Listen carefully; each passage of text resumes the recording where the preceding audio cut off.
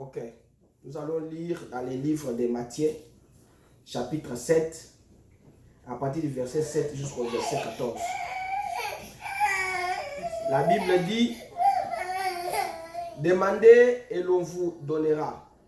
Cherchez et vous trouverez. Frappez et l'on vous ouvrira. Car quiconque demande reçoit, celui qui cherche trouve, et l'on ouvre à celui qui frappe. Lequel de vous donnera une pierre à son fils s'il lui demande du pain? Ou s'il demande un poisson, lui donnera-t-il un serpent? Si donc méchant comme vous l'êtes, vous savez donner de bonnes choses à vos enfants, à combien plus forte raison votre Père qui est dans les cieux donnera-t-il de bonnes choses à ceux qui les lui demandent? Matthieu 7, verset 7 jusqu'à 14. 12. Tout ce que vous voulez que les hommes fassent pour vous, faites-le de même pour eux, car c'est la loi et les prophètes. 13. Entrez par la porte étroite, car large est la porte et spacieux, le chemin qui mène à la perdition. Et il y en a beaucoup qui entrent par là. Mais étroite est la porte, resserrez le chemin qui mène à la vie, et il y en a peu qui les trouvent. Amen. Amen. Alors, je vais parler un peu sur ce que Jésus a parlé ici. Étroite est la porte, resserré est le chemin. Alors, Matthieu nous parle ici que Dieu est un Dieu miséricordieux. Il est celui qui, quand vous lui demandez quelque chose, il va vous accorder. Dieu ne peut pas, vous ne pouvez pas demander à Dieu la vie éternelle. Dieu vous donne autre chose que la vie éternelle. Vous ne pouvez pas demander à Dieu, Seigneur, donne-moi les enfants, et le Seigneur vous donne les serpents. Non. Anne était une femme qui n'avait pas d'enfant. Alors, Anne était allée dans le temple, elle pleurait chaque jour. Et quand Anne demandait à prier dans le temple, il ne demandait pas à Élie des enfants, il demandait à Dieu. C'est pourquoi la Bible dit que si vous demandez, Dieu va vous accorder. Si vous frappez, Dieu va ouvrir. Si vous cherchez, vous allez trouver. Parce que Dieu est ouvert à tout le monde. Bon, comme Dieu est ouvert à tout le monde, Dieu veut que tout le monde parvienne tout le monde se répand, tous les pécheurs. Qu'ils se répandent, c'est ce que Timothée dit, 3,9. Je crois 1 Timothée 3,9. Afin que vous ne puissiez pas périr. Dieu ne veut pas, Dieu n'a jamais souhaité la mort d'un pécheur. Mais Dieu a toujours souhaité que ses enfants puissent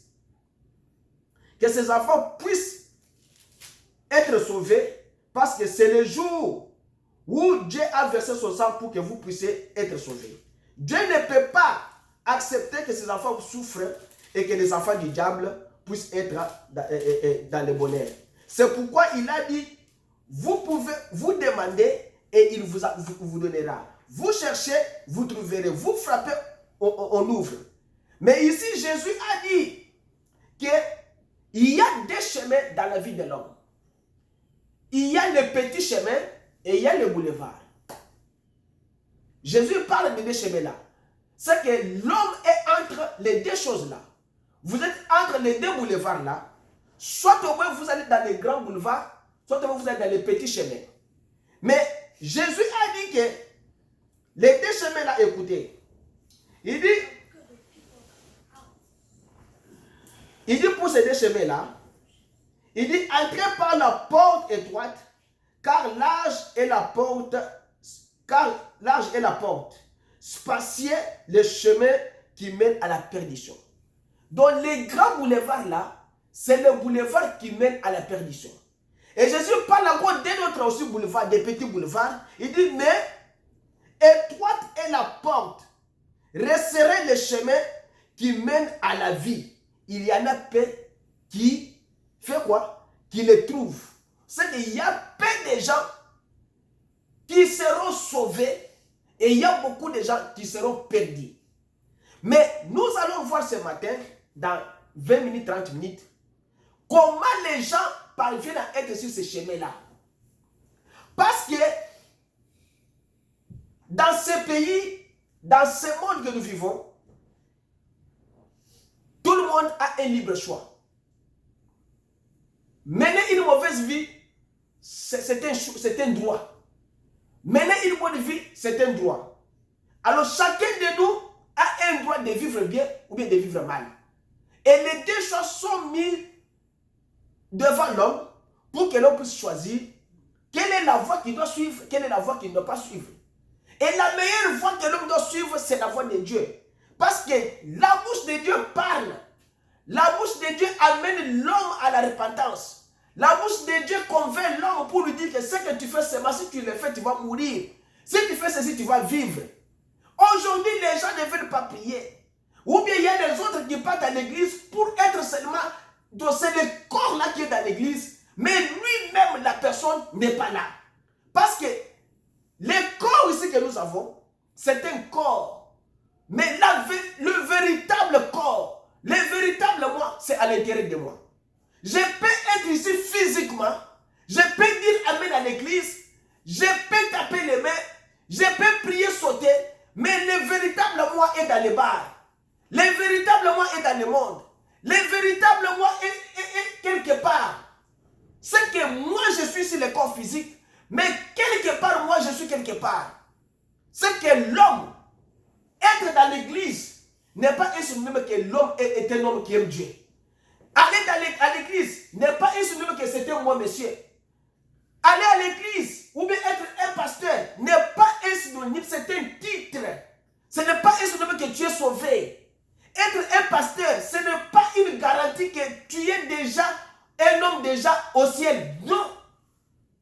Parce que de l'autre côté où nous partons, où les gens partent, vous ne savez pas ce que les gens endurent. Pourquoi? C'est parce que l'homme riche s'est trouvé devant Jésus, devant Abraham. Il a dit à Abraham, je suis en train de souffrir cruellement.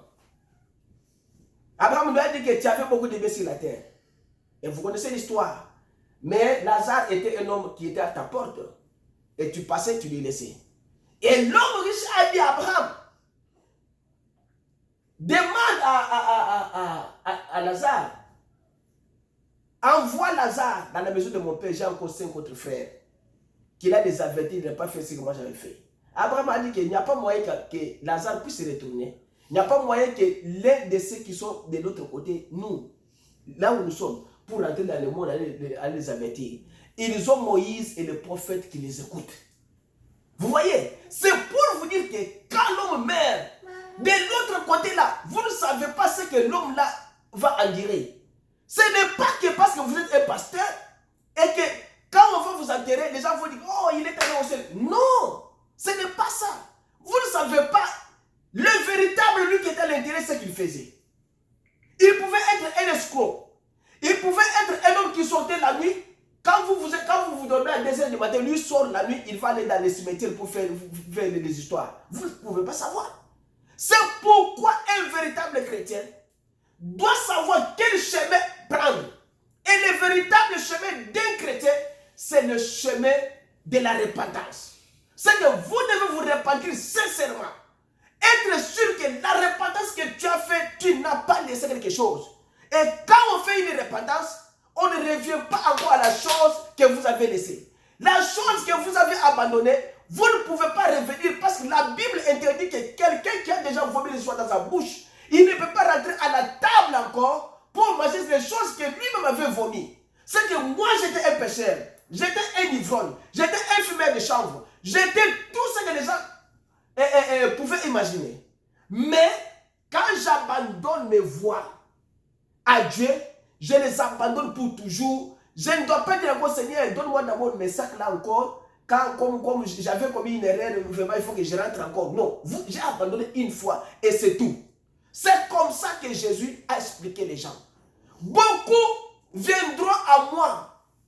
Ils s'assureront avec Abraham, Isaac et Jacob dans mon royaume. Mais les fils du royaume les foutront dehors. Ça, c'est dans la Bible. Pourquoi? C'est parce que Jésus savait qu'ils étaient les serviteurs d'iniquité. Donc, ils me trompaient quand ils étaient sur la terre. Mais ils veulent entrer dans le royaume de mon Père. Ils n'entreront pas. Abraham, Isaac et Jacob et les fils du royaume les foutront dehors. Ça, c'est la Bible qui le dit dans la Bible. Je dois vous dire ça. C'est pour vous dire que les chemins que Dieu a tracés pour vous, c'est ce qu'on appelle étroite est la porte. Resserrez le chemin qui mène à la vie. Il y en a peu qui la trouvent. Et nous allons dire ceci. Dans ce monde, il y a beaucoup de choses. Parce que les gens croient que quand je vais à l'église, je suis sauvé. Mais William Branham dit, dans ces jours-là, il y aura une très grande désillusion. Quelle sera la désillusion? Les gens seront déçus au jour du jugement. Il dit que ce n'est pas un ivrogne qui doit s'inquiéter d'être perdu. Ce n'est pas un débauché qui doit s'inquiéter d'être puni. Ce n'est pas un voleur, ce n'est pas un contrebandier. Ce ne sont pas tous ces gens-là qui font la vie là, qui seront surpris. Non. Ils savent là où ils vont. Parce qu'un magicien sait que je n'entrerai pas au ciel. Un sorcier sait que je n'entrerai pas au ciel.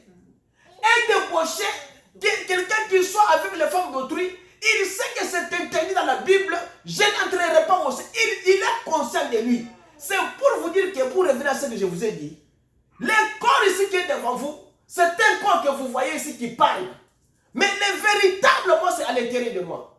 Et je suis sûr à moi-même, tel que je suis ici, que je suis un menteur. Je suis sûr, tel que je suis ici, que je suis un hypocrite. Je suis sûr, tel que je suis un bête et l'autre quelque part, mais ça veut dire quoi? C'est pour vous dire que ces gens-là ne seront pas déçus parce qu'ils savent là où ils vont.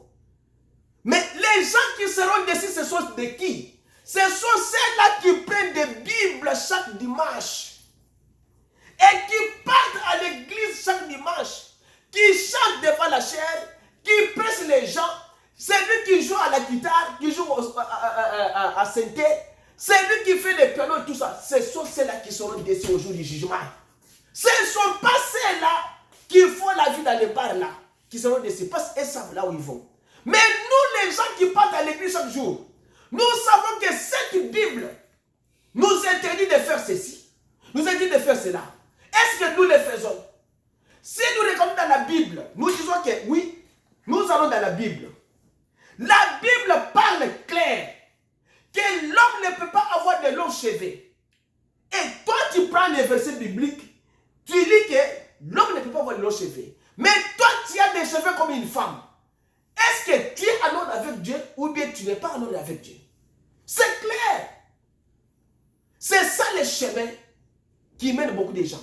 Les gens vont dire que non, moi je vais avoir les cheveux longs. Et le pasteur, William Branham dit que toutes les filles là qui portent des habits indécents, qui portent des collants qui partent dans les rues là, ce ne sont pas eux qui ont des problèmes. C'est le prédicateur derrière la chair qui n'a pas su garder sa place. Un prédicateur là doit leur dire que ce que vous faites c'est mauvais. Vous avez des collants, vous ne pouvez pas aller à l'église avec les collants. Une femme doit s'habiller comme une femme. Et l'homme doit être un homme. La Bible dit que un efféminé, l'homme qui est comme une femme, ne peut pas entrer au ciel. Ça, c'est dans Corinthiens. La Bible dit dans Apocalypse 21 et 22 que les infirmiers n'entreront pas au ciel. Je suis un pasteur. J'ai dans mon église les filles qui portent des collants. Je dois leur dire la vérité que ne portez pas des collants, c'est interdit. Une femme qui porte des collants, qui porte des pantalons dans l'église, c'est une abomination. Et on explique l'abomination comme quoi? L'abomination, c'est quelque chose que vous savez.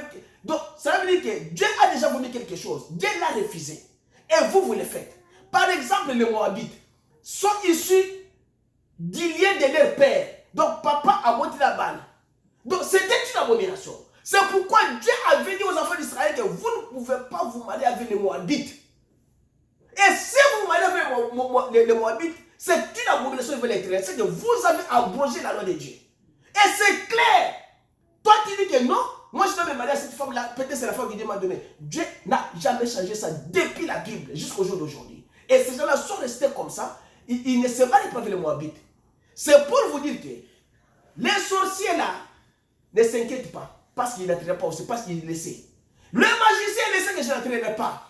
Les contrebandistes savent qu'il n'attirera pas.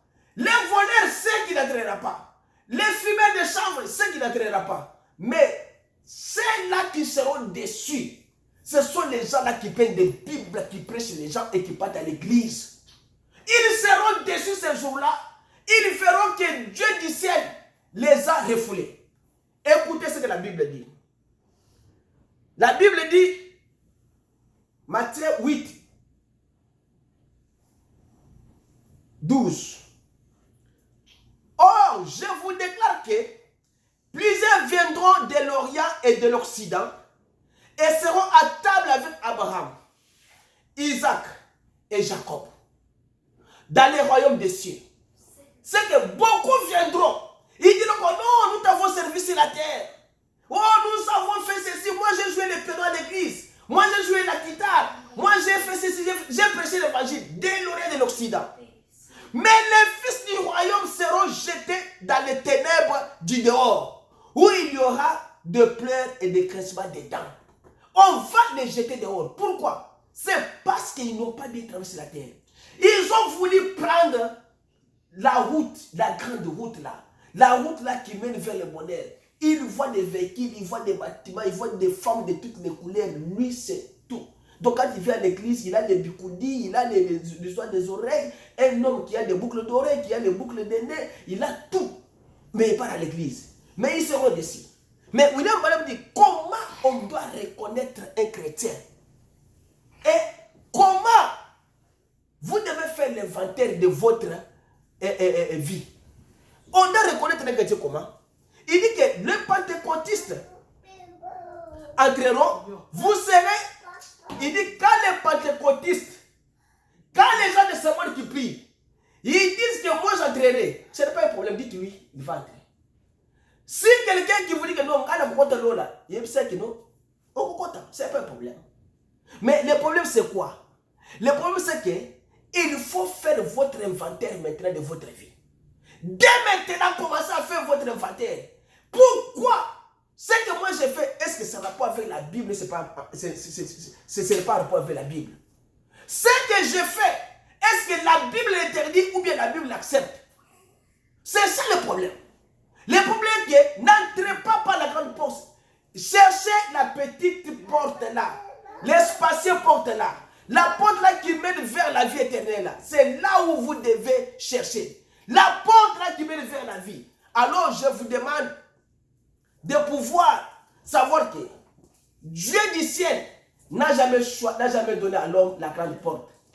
Dieu du ciel n'a jamais voulu que l'homme puisse entrer par la grande porte. Mais c'est la petite porte là de miséricorde là que Dieu veut que vous entrez. La miséricorde du Seigneur Jésus-Christ.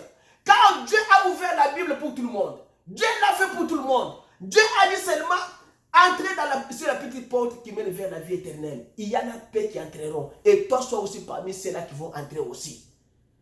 C'est le moment où vous devez faire l'inventaire de votre vie. Et si vous ne faites pas l'inventaire de votre vie, dès maintenant, vous serez surpris. William Branham dit que, mais je ne sais pas, laissez-moi vous dire ce que dit l'Écriture. C'est ce que je vous ai déjà dit ici.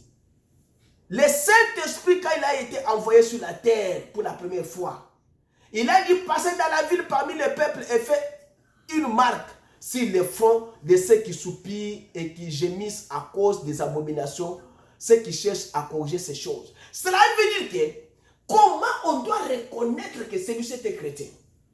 La Bible dit que quand le Saint-Esprit a été envoyé pour la première fois sur la terre, on a dit qu'il va faire les sauts. C'est le Saint-Esprit qui doit faire les sauts s'il le faut de chaque enfant de Dieu. Les gens qui soupirent, qui gémissent à cause des abominations. L'abomination là c'est quoi? Je vais vous expliquer un peu. La Bible dit que quand quelqu'un est marié, il sort dans le lieu du mariage. Il fait un enfant dehors du mariage avec un autre homme. Ça, c'est Deutéronome 23 qui l'explique. Dieu a dit que cet enfant-là, de l'adultère-là, il n'entrera pas au ciel pendant 10 générations. Ok, une génération, c'est 40 ans. Ce qui fera 400 ans, c'est que cet enfant-là, s'il meurt à 80 ans, c'est que Dieu compte dès que cet enfant-là meurt à 80 ans. Si celui qui vit après lui meurt à 40 ans, c'est 120. C'est que c'est des générations en général, jusqu'à ce que cet homme-là, quand il va totaliser 400 ans en dessous de la terre, c'est à ce moment-là maintenant que la chose va se couper et que les autres qui restent là, ils vont maintenant accéder, ils vont maintenant les droits d'entrer au ciel. C'est pourquoi on a interdit aux gens de commettre l'adultère. Parce qu'il y a la différence entre l'adultère et la fornication. L'adultère, c'est que quand un homme marié sort dans le lieu du mariage. Mais la fornication, c'est quelqu'un qui n'est pas marié. Il peut sortir avec une fille, il peut sortir avec un homme, il peut tout faire. Mais l'adultère, c'est quand vous sortez avec une femme d'autrui, un homme d'autrui. C'est ce que Dieu a interdit, a dit que cet enfant n'entrera pas au ciel. C'est ce qu'on appelle Dieu dit dans la Bible que c'est une abomination. Et tout celui qui ne respecte pas le commandement de Dieu, il fait le contraire de ce que la parole de Dieu dit, c'est ce qu'on appelle une abomination. Mais on doit reconnaître un véritable chrétien, c'est quand vous allez vous repentir et réparer la chose. Et vous abandonnez le mal, et vous regrettez pour les péchés que vous avez faits. Les gémissements des abominations. Ceux qui cherchent à corriger ces choses, c'est que vous devez corriger la chose, revenir un enfant de Dieu normal, afin que Dieu puisse vous aider. Vous pouvez avancer, mais vous êtes dans une erreur. Vous pouvez avancer, mais vous êtes dans le faux.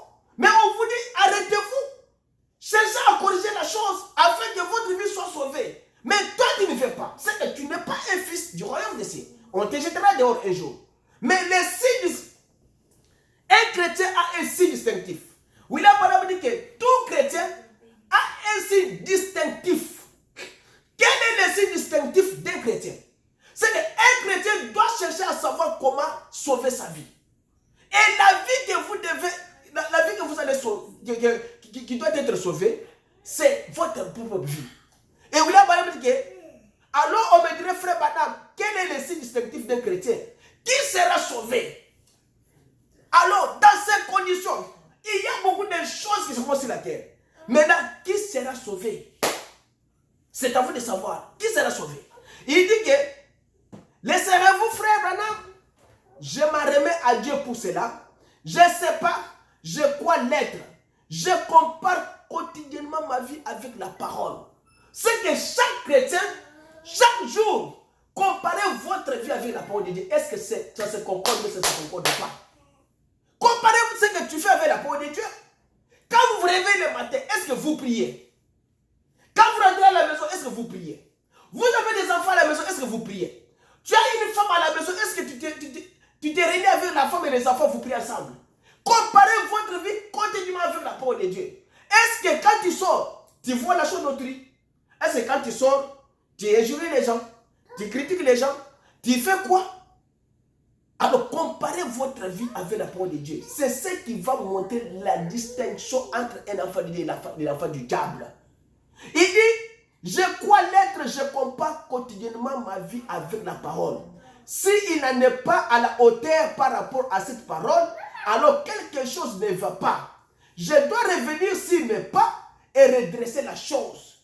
C'est que tout chrétien, vous devez revenir sur votre pas. Au lieu d'avancer, arrêtez-vous. Réparez la chose pour bien avancer. Ne soyez pas pressés. Aujourd'hui, tu veux prendre la décision que moi je prends la décision. Je vais me repentir, je vais prendre le baptême. C'est bien. Mais laisser la chose, c'est autre chose. Prendre la décision, c'est autre chose. Tu peux prendre une décision et demain encore, tu reviens encore dans la chose. C'est ça qui n'est pas bien. Alors il dit, où est-ce que cela nous amène? Et maintenant, nous avons des enfants illégitimes à cause de l'adultère et des femmes pécheresses allant dans la rue habillées comme des hommes. Il dit, c'est une abomination aux yeux de Dieu. Des fumées de cigarettes, des buveuses de cocktails, des soi-disant chrétiens déclarés que Dieu nous garde d'une telle bande de prostituées. Il dit, c'est juste. Et se prétendre ensuite chrétien, rien n'étonna que Jésus a dit, étroite est la porte, resserrez le chemin, il y a la paix qu'ils les trouveront. Alors, ils ne veulent pas s'humilier. Les gens ne veulent pas, quand on lui dit de ces choses, s'humilier. Mais la Bible condamne les gens qui font des choses comme ça.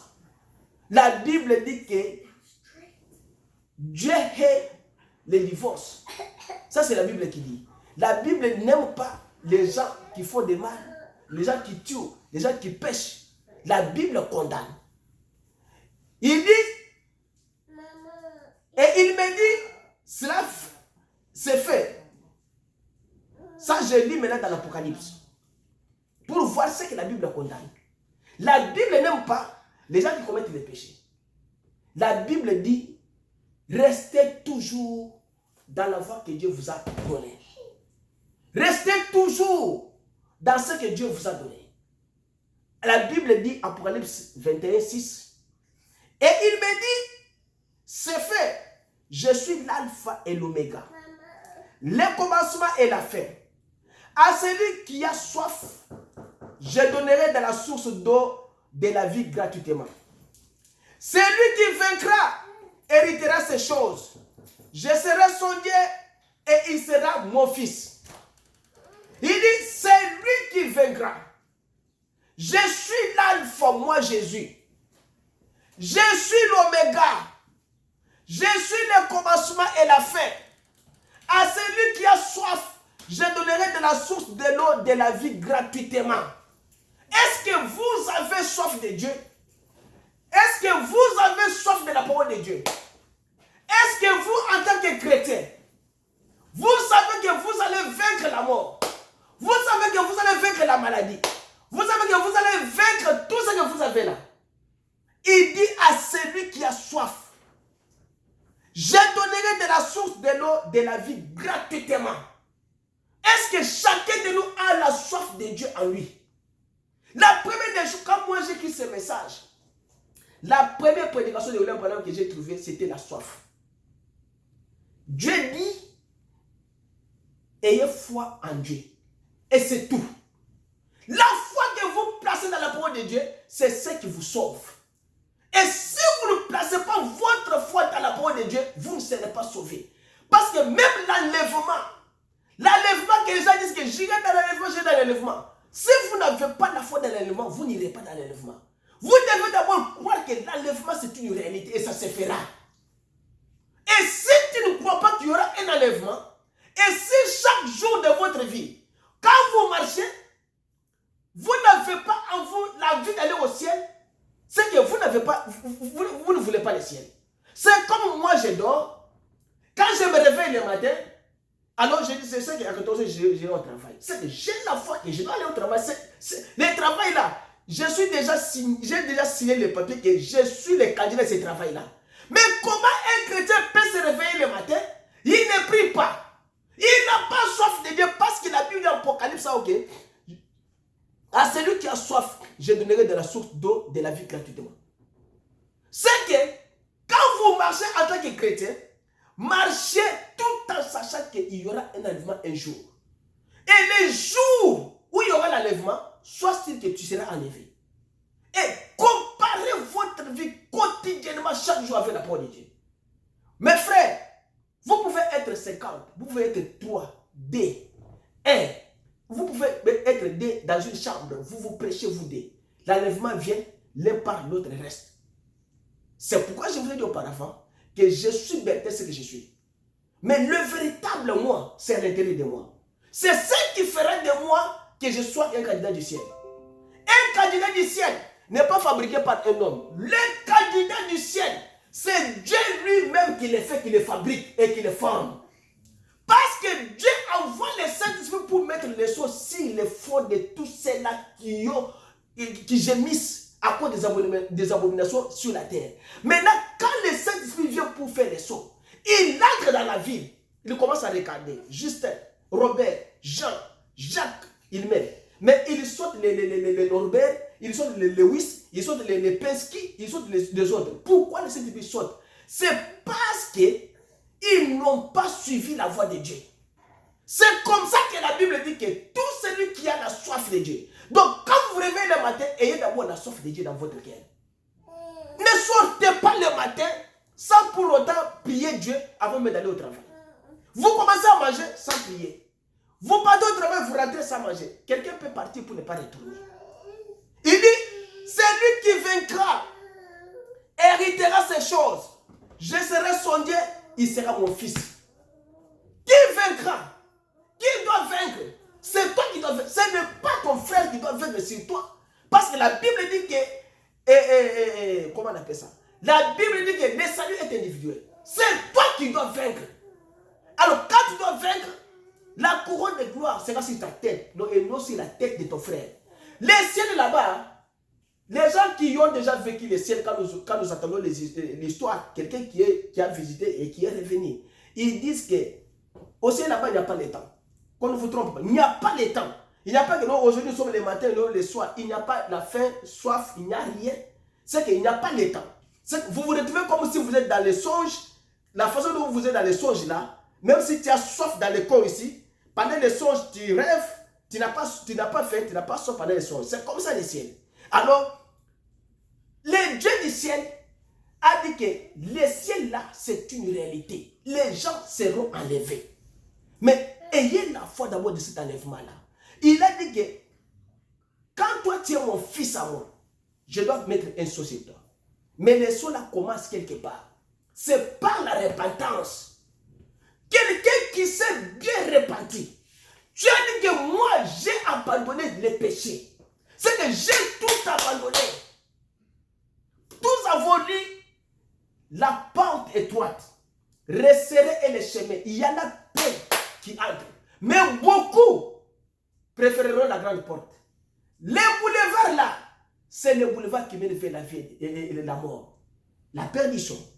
Apocalypse 21, 8, il dit, mais pour les lâches, les incrédules, c'est que Dieu voit qu'il y aura des gens qui sont des lâches. On vous prêche la parole, on vous dit des choses de la parole qui doivent vous fortifier, mais tu t'en fous, tu es un lâche. Si tu es un lâche dans la parole de Dieu, tu n'entres pas au ciel. Un incrédule, c'est un pécheur. Encore le péché grave, c'est l'incrédulité.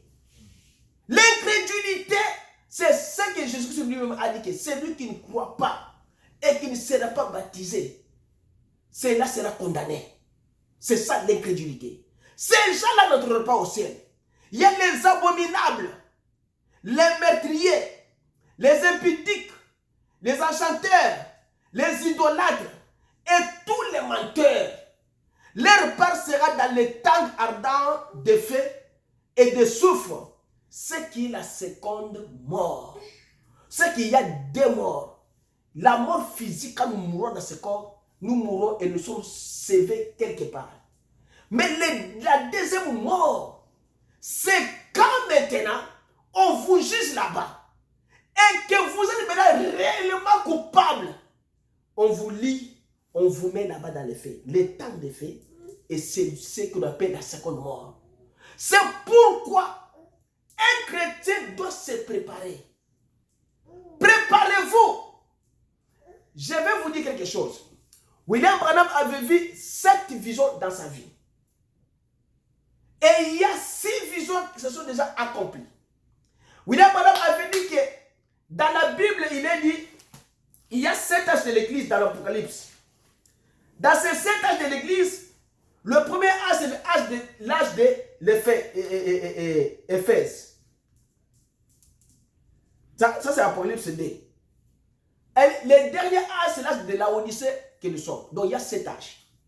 Mais William Branham dit que l'âge d'Éphèse a duré 117 ans. Et l'âge de la Odyssée, le dernier âge que nous vivons, ne dépassera pas 117 ans. Mais l'âge de la Odyssée a commencé en 1906. Alors, si nous atteignons 2023, c'est que l'âge totalisera 117 ans. Mais Dieu dit que cet âge ne dépassera pas 117 ans. Ça, c'est Dieu qui a dit ça. C'est que nous avons 2021, qui nous reste 6 mois ou bien 7 mois. Nous avons 2022 et nous avons 2023 peut-être. Mais moi, je ne vous garantis pas. Je vous dis seulement que Matthieu 24 dit que Dieu peut abroger les temps. À cause des élus, Dieu peut regarder que, comme Makabozo Keneboye, je ne veux plus encore de ce monde. Dieu peut venir et couper les temps. Il peut le couper aujourd'hui, il peut le couper demain. Où serais-tu si Dieu coupe les temps aujourd'hui? Es-tu sûr que ta vie, telle que tu es là, es-tu sûr que si Dieu vient aujourd'hui, tu seras enlevé? Et la chose qui fait que tu ne sois pas enlevé, c'est quoi? La chose qui fait que tu ne sois pas, que tu n'entres pas par la petite porte là qui met le feu à la vie, c'est quoi? C'est cette chose-là que tu dois laisser abandonner pour toujours. J'ai dit ceci, je vais me répéter. Dieu dit dans la Bible, dans Matthieu, à cause des élus, les temps que nous vivons, c'est un temps court. Les temps, ce qu'on appelle short time. Ce temps ne dépassera pas 117 ans. Et 117 ans va s'accomplir en 2023. Êtes-vous sûr que nous allons atteindre 2023? Moi, je ne crois pas. C'est pourquoi William Branham dit que je suis en train de comparer ma vie. Donc, chaque jour par rapport à la parole de Dieu. Pour que quand ce temps-là, même si Dieu coupe les temps aujourd'hui, que je sois sûr que je dois entrer. Ce sont des histoires que nous disons, mais les gens disent que non, les branhamistes, non. Ici, il n'y a pas de problème des branhamistes. Ici, il y a le problème d'un chrétien. Ce n'est pas le problème des branhamistes. Ici, il y a le problème d'un chrétien, que tu sois chez les catholiques. Est-ce que tu sais que Dieu a dit que ce temps, c'est un temps court et Dieu va couper les temps? Dans la Bible, c'est dit comme ça. Tu le sais. William Branham, dans la vision qu'il a vue, la 7e vision que William Branham a vue, il a vu toutes les visions possibles se sont accomplies. Jusqu'à la 6e vision qu'il a dit qu'il y aura une femme qui sera une grande femme en Amérique. Alors cette femme-là devrait être soit au moins vice-présidente ou bien président. William Branham dit qu'il va assumer une grande fonction en Amérique. Et cette femme-là